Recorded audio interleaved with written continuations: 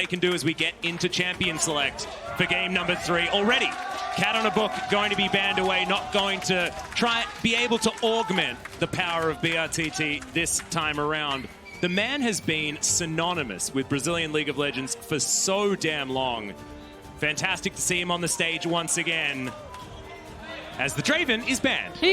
When the LCK 3rd seed pays you respect. Well, I mean, to be honest, they've banned a few Dravens so far. Nikki was like, he's a Draven player, I'm not dealing with that. Yeah. Ghost, our resident Draven player of the LCK, yeah, that was what DWG decided to get rid of when up against Sandbox Gaming, and it's going to be the same here up against Flamengo, who are taking away the power picks on this patch, and then Canyon's Gragas going to hit the bench. Of course, in Korea, Gragas, the priority, gigantic on 9-16. But that's the priority on a Renekton first pick, and we've been talking about it a little bit throughout the day, that it feels like teams are misplaced. Damonte and Clutch really kind of got, I'm going to say, soft flamed by their priority on the Renekton. We just saw Quinn taken into it and how abusive it can be. So let's see what DWG have in store with this pick, or if Nuguri or Showmaker are just so much better at piloting this champion. Already, I like how Flamengo's composition is coming together. A lot of space control, a lot of zoning capabilities with the Nico and the Thresh, often paired together as Canyon gets his hands on his favorite champion at the moment. It is the Taliyah. And speaking of favorite champions, of course, Nuclear going to go towards the Kai'Sa if he can get it. It's not going to be the Elise combination with the Renekton, but we've seen in the past that this combo is about as punishing. Yeah, there's still so much potential for getting around the map as quickly as possible, setting up that dive. You don't necessarily need your jungler to take the damage when you have a Renekton, pending on the matchup there. So my eyes are on Robo. What is he going to find? Is that going to be the Nico in the top lane for him in a ranged matchup to try to deal with this Renekton? Or when he sees the Taliyah and the potential of a dive coming in, is he going to look for something that's, okay, you're going to dive me and I need to be ready to take that type of aggression? Well, still yet to know who's going to be playing the Renekton. My feeling is that it's going to be Showmaker. He did play a lot more games on the champion, and DWG do love to pick late for Noguri. They like to get him into a position where his pick is providing as much surprise as possible. And look, albeit they are on the blue side, so not able to really surprise Flamengo that much. But as we're seeing in the bans, that Xayah that we were talking about before is going to be taken away from BRTT. Barrel's Alistar might make it through, however. Yeah, that could be frightening. That being said, I mean, how worried that's what are I you thought. about it? I'm very worried. Pretty worried. They're pretty worried. I think you have to respect ban Alistar, especially at this stage in the World Championship. Again, we'll probably see Barrel pull out his Alistar at some point during this championship. He is amazing on it. He certainly is. I think that Barrel's Alistar is not necessarily a laning phase ban. And I think that if Flamengo are going to attack DWG, they need to attack the laning phase, which is what my argument would be for leaving the Alistar available. Because I feel like if they're getting to a point where, you know, DWG are comfortably team fighting, then you've probably got pretty close to losing anyway. This is probably going to be BRTT's pickup right there. Okay, so I did want him to go for something with a lot more firepower in the lane phase. He had a couple of different bans thrown at him in the Draven and the Xayah, so I was like, he's got the access to things like Lucian, like Caitlyn, like Ezreal. Now the thing is whenever Caitlyn's in a game in Europe, they decide to split the map and force vertical jungling. So Caitlyn has to play weak side, and she doesn't get to abuse her long range and how dominant she is in the map. I'm unsure if DWG will look to do the same thing, but typically Caitlyn as a pick doesn't work in the LEC because of that strategy. Well, this is most likely the rise in the hands of Noguri, as Barrel's going to lock away the Pyke. We've got Pyke Kai'Sa against the Thresh and the Caitlyn on the bottom side of the map. Certainly spicy, but that range advantage is certainly going to be there for BRTT. And it could also mean that Barrel doesn't have to sit in that lane phase. You know, if things start going sideways in that 2v2 bot side, Barrel can be like, see ya, mate, just hard farm this one out. Caitlyn's going to push it into you, and he starts roaming around with Canyon. Well, that is an Aatrox, and that is still going to be locked in. Flamengo valuing the comfort on the champion, regardless of what the numbers may say on 9-19. And of course, if you look at the recent nerfs to Aatrox, it was his wave clear that was particularly hurt. Lost a lot of damage when he's using that Q on the minions itself. And that means that he doesn't just get to force you under a tower and kind of chunk you out with those Qs. Still, if he lands triple Q on you, it is going to hurt. But against something like a Ryze who can root you up and kind of maneuver around you, I think this is going to be a really tough matchup. Yeah, could be really scary here. As we expected, Showmaker is looking like he's going to be on the Renekton. 21 seconds, and that is going to be confirmed. So DAMWON, I like this composition a little bit more than what they showed us in their first outing. Felt a little bit like a show match with the fact that Showmaker got to play on his LeBlanc, with the fact that Noguri was on his Vladimir. This time, this composition looks a lot more fluid because the gank assist for Canyon is outrageous. Just set up and lock them down. You got the CC from the Renekton, the CC from the Rise, and Canyon can just rock in, flip them back, and have so much damage to get away from. Now, I want to talk about zone control right now, because BRTT is on the Caitlyn, one of our longest range champions in the game. You said at the very beginning, when you see things like Nico, like Thresh, there's so much zone control for Flamengo. On the other side, DAMWON actually have some pretty short range champions. Kai'Sa mid-range ADC, Rise mid-range, and then Renekton as the melee champion. So I'm curious, how do DAMWON actually break through that zone control? Can Flamengo keep their ADC safe? Can they keep DAMWON away from him and allow these team fights to go through longer, to walk through? I think it's about Flamengo getting vision so that they can deny flanks from DAMWON, if it's going to be me. But ladies and gentlemen, here we are, our third game of the day. DAMWON taking on Flamengo.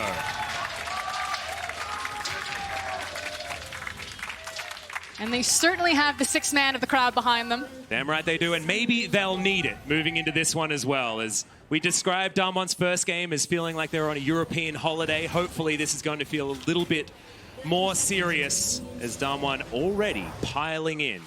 I mean, if they want a vacation in France, they definitely need to tighten things up. Yep. Again, we talk about that blueprint that Royal Youth were able to run through at DAMWON and really punish Nuclear and Beryl in particular. So we'll see. I talked about the split map that usually happens onto Caitlyn to force her to play weak side so she can't be really abusive. You do see an immediate invade and a lot of vision being placed around, figuring out where Shrimp is going to start on this Rek'Sai. So my eyes are on Canyon's pathing and what he's going to do with this information. Yeah. Expecting a red to Krug start, which is, of course, the fastest way to get towards that level 3.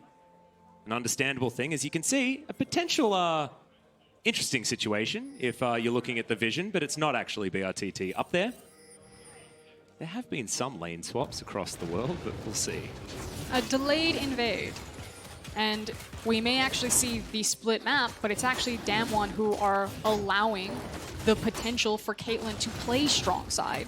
Now, this can do two things. Yes, you can say that BRTT, if this actually is vertical jungling, because it could also be that Canyon rocks across mid lane and then just secures his own red, or level 2 ganks Robo in the top lane. Who's which lane, guys? As that is level 2 already, the flash, and that had to be respected. There was no way the Robo was going to survive if he had have been hit by that seismic shove. So already, Canyon, level 2, steals away a red buff and immediately basically wins lane for Showmaker, who's in the top lane. Yeah, but the sacrifice might be that Shrimp, you can see he is sprinting towards the other red buff. We'll see if Canyon lets it go, decides that, yep, he's just going to farm the top side. Okay. So the map is split now, where DAMWON own the top side of it. So BRTT will be aggressive on this Caitlyn. You can see he's already zoned away Beryl and Nuclear. Now the thing is, though, is that DAMWON don't play through the bot lane. If Nuclear and Beryl just have to kind of take the short end of the stick, then that's actually fine. DAMWON can say, okay, you can have that free lane phase. That means that we get a free lane phase for guys like Showmaker on the top side in this Renekton matchup right now, which we believe that we can just snowball harder. Great hook is going to land there onto Beryl. They're going to commit for it as well. So much damage. The flip back onto Lucy, but Beryl is just going to play it safe. Doesn't even use the flash. And eats the grey health. He's going to be okay. Up to 50% already. Which then puts emphasis that if Lucy and BRTT find opportunities like that, it has to count. They need to make sure that if this is the advantage, if this is the trade that DAMWON is giving them, that they need to find advantages down here. So with this slow crash, I would actually love to see Shrimp either threaten for plates or even potentially threaten a dive if these slow crashes keep getting built up. Well, Showmaker level 3 does have access to Slice Dice and the Ruthless Predator, which could just spell death here. He goes for it, the flash in to try and guarantee, but Canyon presses his buttons in the wrong times. It doesn't even matter though. First blood goes down And DAMWON have struck first for the first time here at Worlds. And it's going to be free for that, because Shrimp doesn't have any reason to be on the top side of the map. You can see he's playing with the Scuttle Crab right now. He does have access to his Krugs. But otherwise, his camps were all down. He was going to be spending time towards bot lane, which means that Showmaker can continue to play aggressive. That's the flash in. Halo Blades needs to be respected, but the seismic shove is going to land. Robo is going to come down and does get there first, but still, Canyon trying to juke around. Goku gets on in there, and Showmaker, so much damage. The first kill does go over to Flamengo, but Robo is looking for another one. Noguri completely out of mana. What was he doing there? A double kill to Flamengo. Shrimp's on the board. And this is so important. Again, remember, DAMWON chose to split the map, and Shrimp has now broken and ripped it back. Don't play with that, though. Yeah, Showmaker, a lot of damage, but didn't have flash, remember, so Shrimp tunnels away to safety. Again, so important, though. You now have 2 kills onto Shrimp. Maybe he can start fighting back with this Hail of Blades Rek'Sai to get more control around the top side of the map, to say that, okay, BRTT, Lucy, you guys are fine. You got the strong side of the map. DAMWON have misplayed this, and now we can get our foot back into taking control over the top side of the map. Well, you can see just outside of vision is Canyon, just looking to set up a tent on the top side. Robo not having a great time. They are ahead in gold, though. Those couple of kills certainly were good news. We're going to find the Ruthless Predator, though, as Canyon looking for it. Infernal Chains land, but it's going to be onto the Crocodile, and they don't even need the seismic shove until the very end. And another kill goes into the hands of the Talia. And it's just frustrating. You can see it in the CS. It's 25-7. Reminder that it's Showmaker on the Renekton that's in the top side, but basically is 4 times the CS that Aatrox has right now. And now it's going to start bleeding into experience, and that is only going to go from bad to worse. But here was kind of the glimpse of hope. You can see that Flamengo, they're here to party. They're here to play. Yeah. They are not going to go quietly into the night. And like you said, you called out the mistake. Nuguri doesn't have any mana. He really can't participate in this fight, so he's just a body walking around. Yeah. And that leads to the double for Shrimp. Yeah, and I really like the kills going on to Shrimp as well, because he can translate this advantage that he'll have around the map, and stopping Canyon from being able to go wherever he wants willy-nilly is really important. Unfortunately, may not necessarily be the case, given that Canyon does have a couple of kills himself. Not quite at the Runic Echoes just yet. Shrimp also still building towards his Warrior Enchant, as Noguri just playing as safely as he can.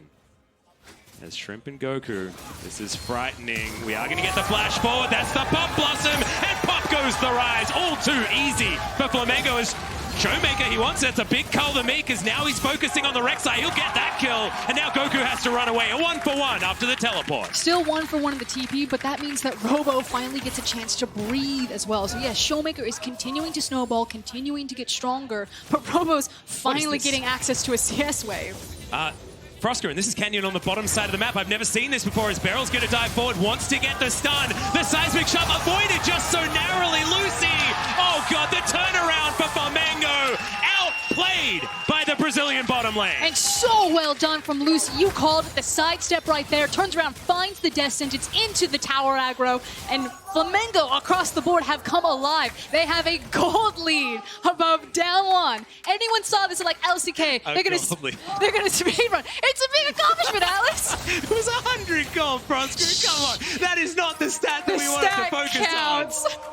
The fact that they are answering this team that is so happy to go toe-to-toe in the early game is just beautiful from this Brazilian squad. And you'll have DAMWON sweating at this stage, because they were confidence plays that were answered with the same level of confidence as Noguri.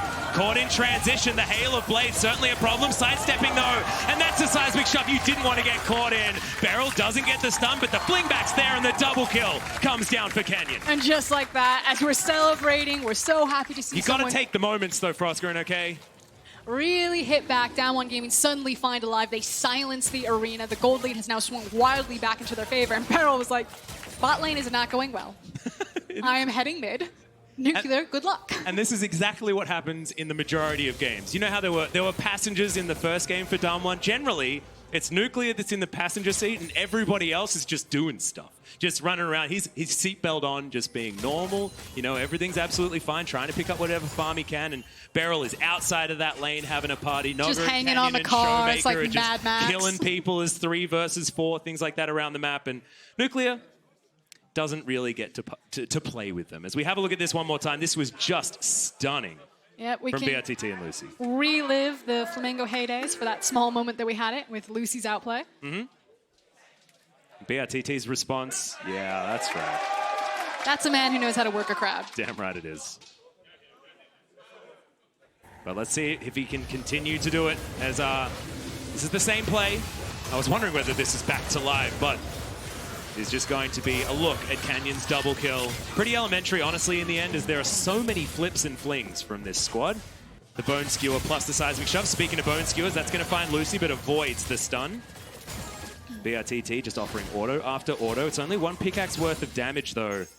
This is the problem. I mean, we always talk about Caitlyn being very strong in the laning phase early game, but then has this huge trough as you try and get towards damage relevance, and then you're back up again in the late game. But we are going to get towards that trough, and when it's BRTT that has it, that can be a problem because he is such a powerhouse for this squad.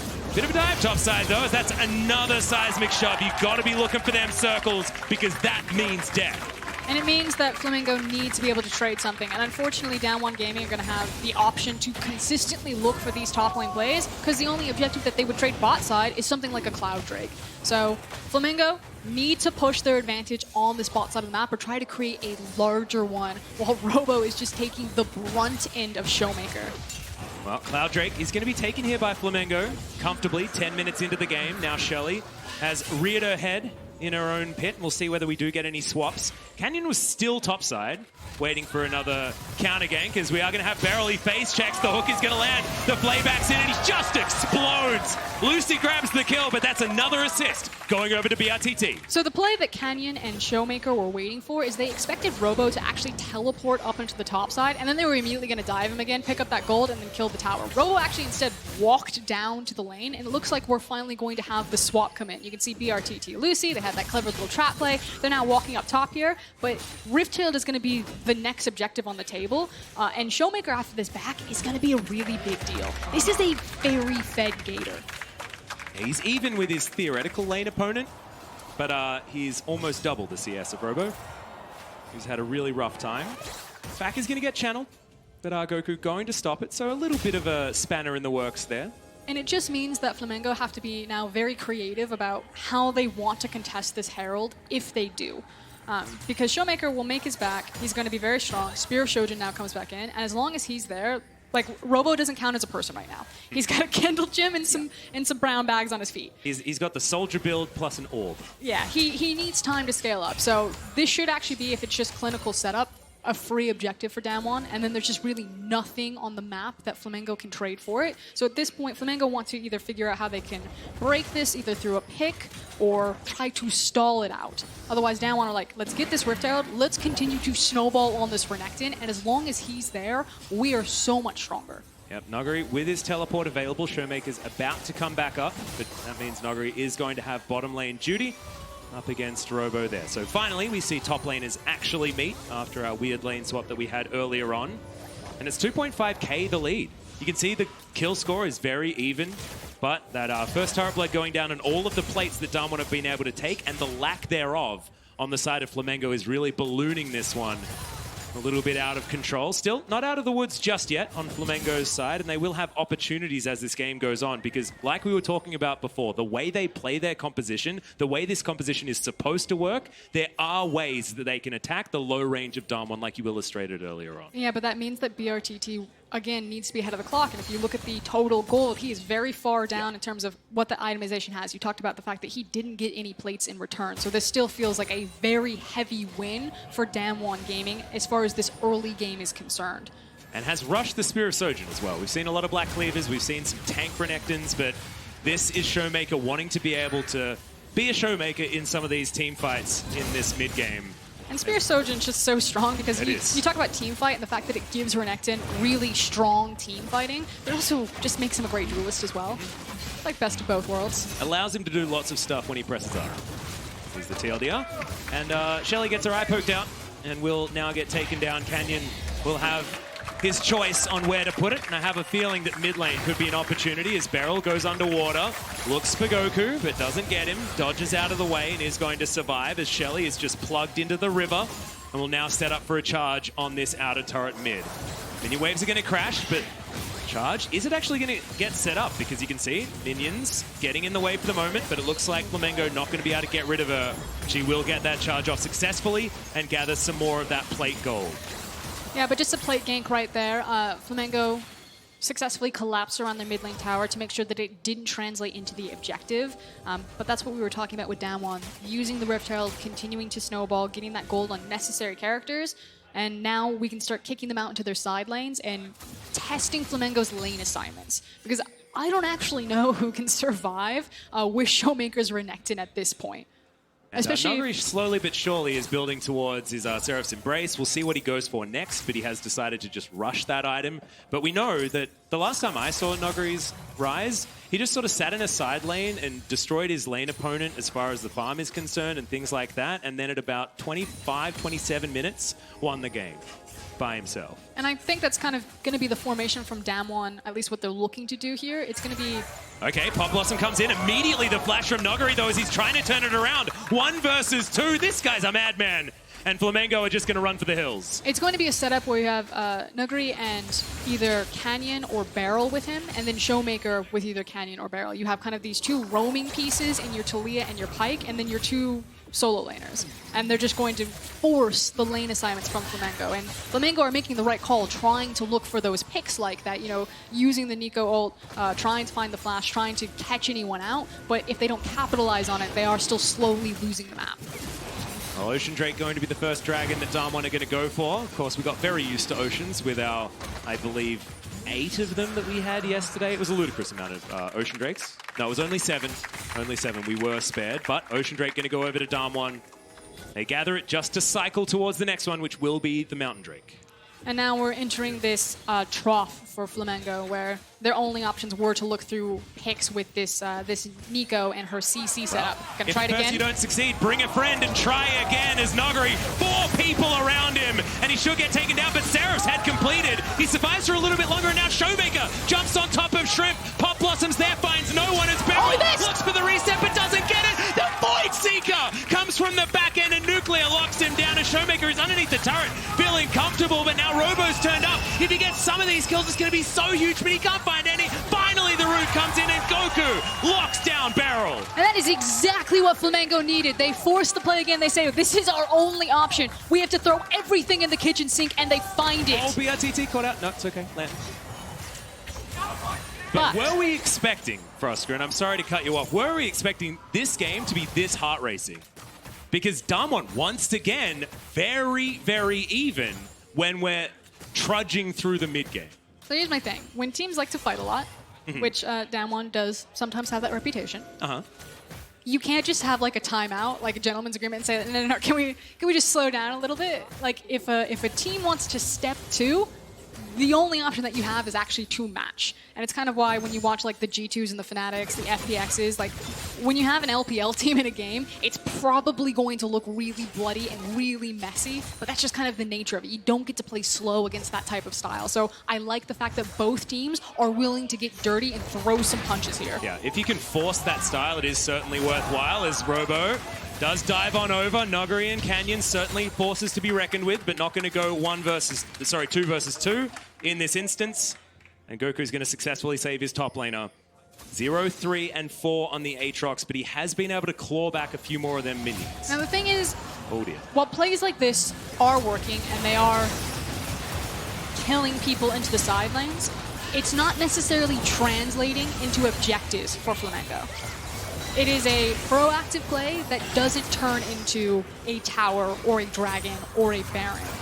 And it's also expending a lot of cooldowns, a lot of teleports, and a lot of flashes. And so, unfortunately, it means that you're missing those vital cooldowns when a team fight that DAMWON happened to win is around an objective like a tower, a dragon, and a baron. And I feel like that's been the story of this game so far, that Flamengo are finding these windows, they are winning some of these fights, but it's not at the right time to maximize what they're taking away.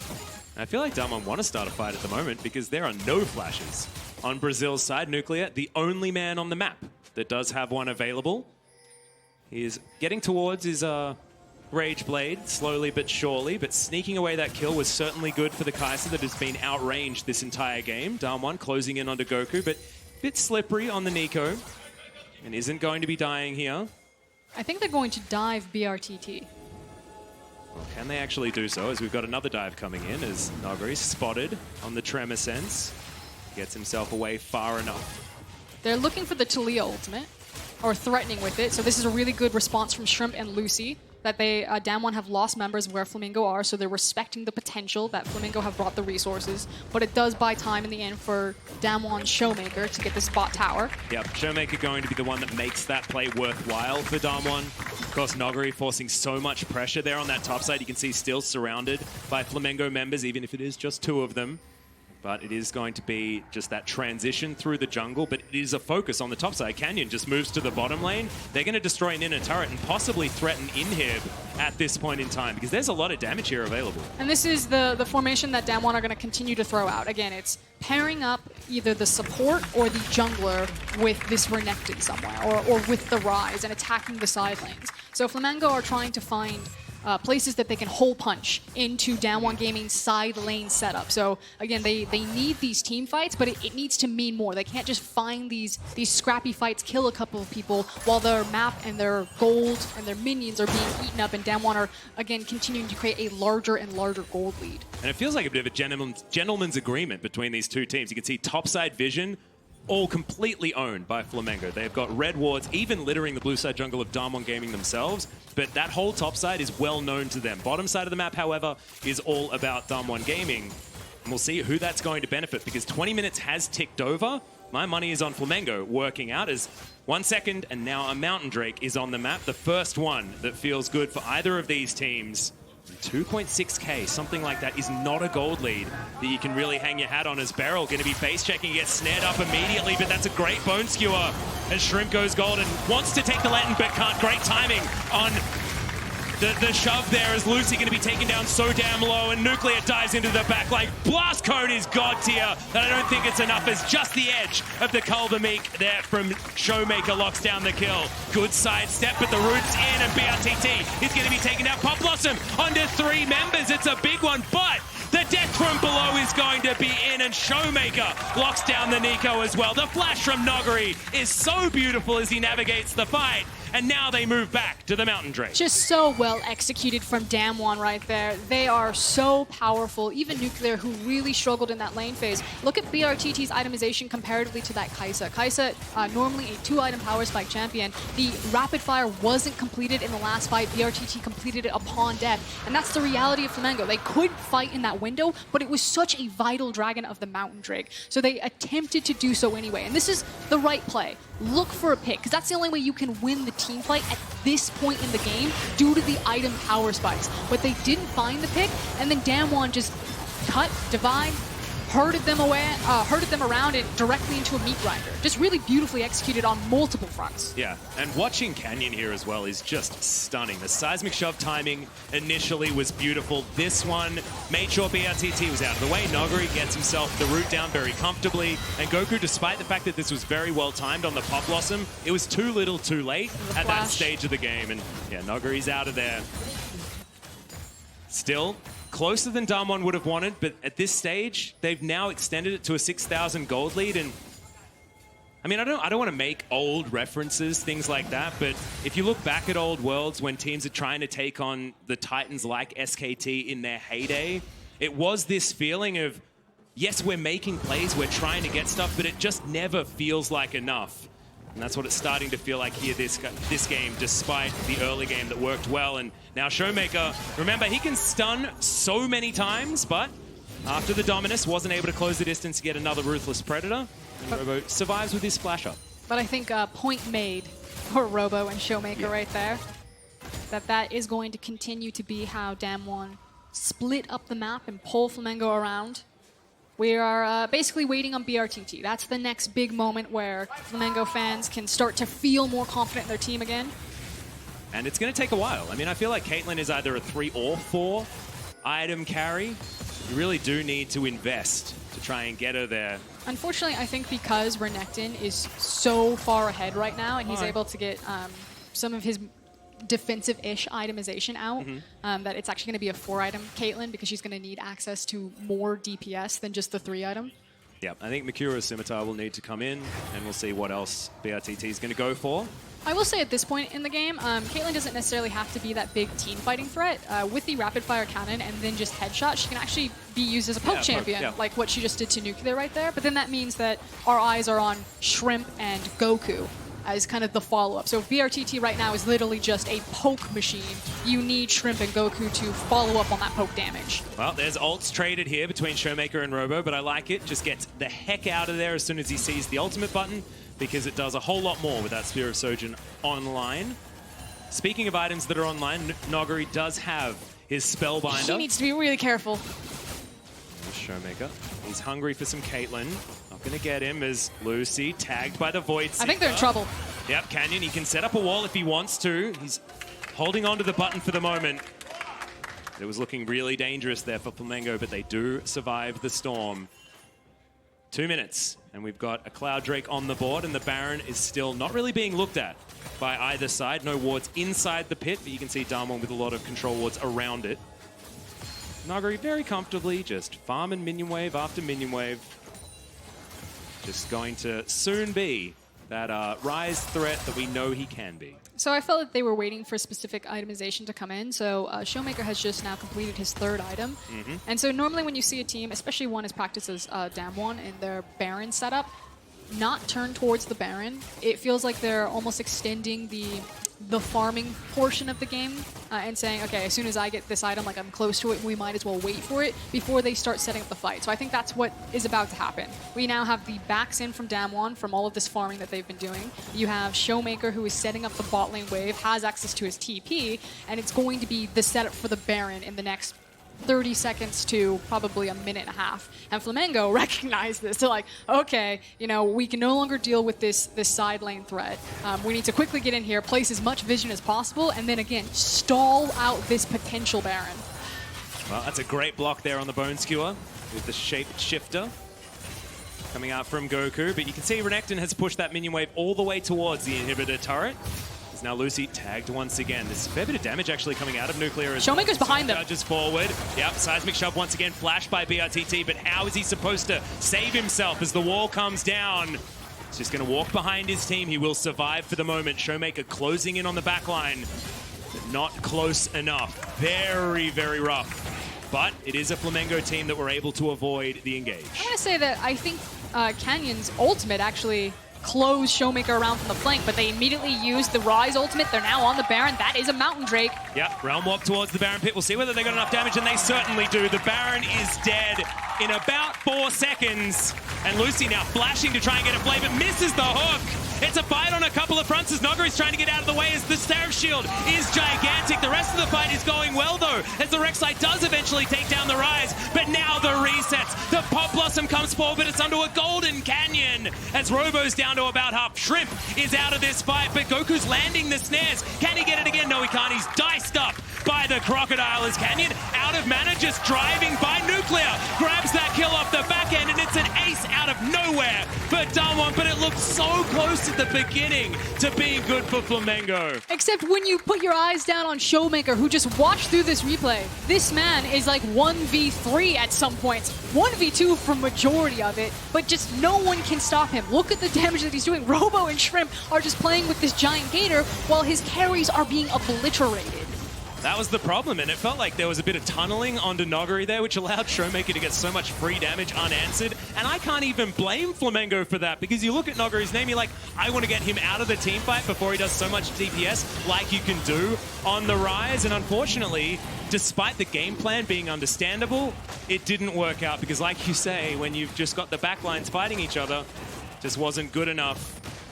Speaking of not good enough, this is what happens. The damage trough that BRTT is in right now, that low damage number is purely based on the champion that he is at this stage of the game. It was felt like a handshake from DWG to split the map.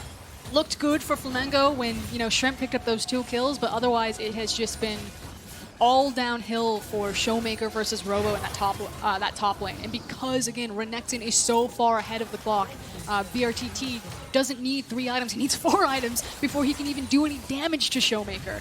And unfortunately, Flamengo just don't have the damage to deal with DWG's threats right now. Yeah, and we talk about the Caitlyn and trying to get online at 4 items and things like that, but if the game is accelerated out of your control, you look at DWG and they've got Rise.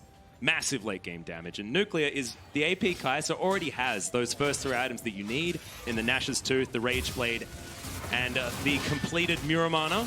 Now with a pretty cool stick on top of it as well in the needlessly large rod, just boosting up that Void Seeker damage. You can see Lucy taking a lot of poke from this particular Kai'Sa as they've split the map. You've got a Crocodile top lane, you've got a Kai'Sa mid lane, and the rest of them are hanging around the bottom side. Robo caught behind the wall, wants to Umbral dash in, but not going to be able to. Has to take a Lantern in order to get out Showmaker. In the meantime, 1v1 against Goku, but is he going to be able to get held down? That's what this comp could theoretically do. The Color Meek is gigantic. The rest of the team coming on over. It's a 1-for-1 so far, as the death from below did register lots of money as Noguri picks up yet another kill. But the towers are crumbling, and it's too little too late from Flamengo. There's 1 inhib, looks to be followed by 2 more. DWG could look for the end here. Yeah, Lucy just dies as an afterthought. As Robo now snared up Noguri underneath turrets. He loves it here. That seems like his natural habitat. Getting towards the fountain, the pullback beautiful by Beryl, but Robo does have some of the damage still available. Gets one of them. It's just not enough. Flamengo on their fountain. Nuclear now playing gatekeeper as Nexus turrets are getting destroyed. There are 4 billion minions as they're on the fountain. Robo is taken down as the minions are taking up the damn fountain laser. As now Goku's going to fall. Nuclear's going to use his flash because he may as well. And finally, the Nexus gets its due. DWG 2-0 on their first day.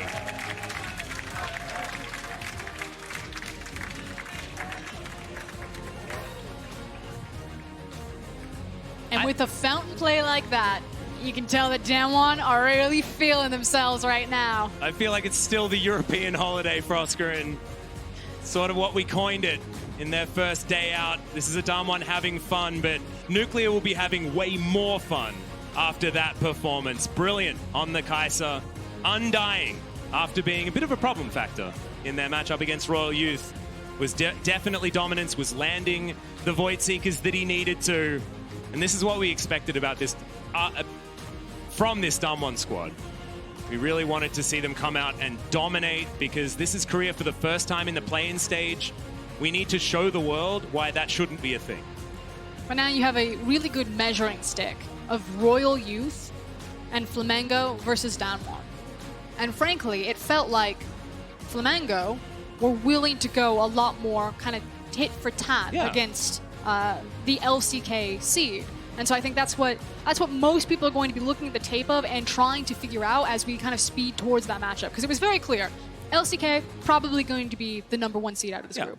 But with Royal Youth and Flamengo, 2 teams that a lot of analysts are saying are hyper competitive in the emerging regions, like that's where the real trial is going to come here. Yeah, that really is, it feels like the group of death, right? I don't want any of these teams to be eliminated from this group. And the thing that I find really interesting is the fact that we haven't actually learnt that much as far as who's going to win the eye test between these two, because both Royal Youth and Flamengo had different strategies in mind when it came to tackling DWG. Neither of them necessarily worked, but there was merit on both sides. And it's also just so hard to gauge the top laners. Arma and Robo both didn't really have the greatest time. Arma, I think, felt a little bit better in terms of what he was transferring into team fights, whereas Robo just got shut out so early in the game by kind of design of what happened with the vertical jungling. So my eyes are actually going to be on the top lane and what seems to be a group defined by the solo laners and by the top laners in particular. Yeah, and I guess a lot has to be said for what Ender was talking about as well at the beginning, with the fact that DWG came in, looked shaky in game 1.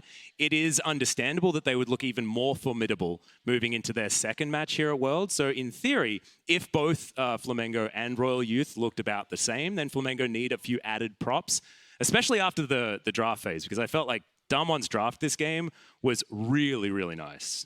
Yeah, I think back to the drawing board, it's pretty easy to maybe not go for the Caitlyn. I understand like trying to find a dominant lane phase, and not that BRTT can't play it, but I would have loved to see him more on something like a Lucian and have a lot more aggression in the lane phase. Well, certainly more opportunities for Flamengo. To learn more about how Canyon and DWG snowballed top lane, let's check in with Ender at the State Farm Analyst Desk.